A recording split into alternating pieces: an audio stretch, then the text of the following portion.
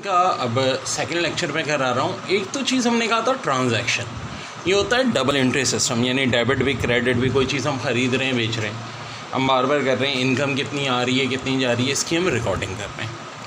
अब दो बड़ी अहम बातें, क्या अकाउंटिंग एक सेपरेट एंटिटी है या लिमिटेड लाइबिलिटी है।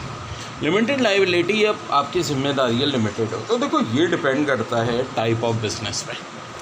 अगर सोल प्रोप्राइटरशिप है, यानी एक आदमी है, जैसे कि वो ग्रुप ट्यूशन पढ़ाता है, ठीक है, तो भाई अब उसकी लाइबिलिटी लिमिटेड नहीं है। या वो शख्स जो है उसकी एक छोटी सी मोबाइल शॉप है, अब वो अगल को बैंक से लोन लेता है, तो वो ये नहीं कह सकता कि बिज़नेस की आइडेंटिटी अलग है और मेरी आइडेंटिटी अलग है। देखो कभी तो इंसान की और बिज़नेस की आइडेंटिटी अलग होती, कभी नहीं होती, यही तो मैं आपको समझा रहा हूँ। सोल प्रोप्राइटरशिप में बिज़नेस की आइडेंटिटी और पर्सन की आइडेंटिटी सेपरेट नहीं होती।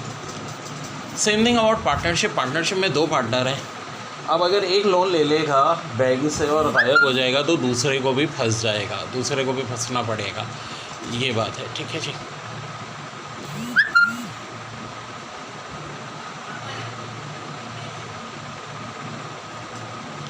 और कंपनी में क्या होता है जी, कंपनी में एक पूरे का पूरा बिजनेस होता है, ठीक है, और कंपनी में ये लिमिटेड लाइबिलिटी नहीं होगी। देखो 20-30 पार्टनर हैं, कोका कोला है, ये 3 बिज़नेस के टाइप हैं।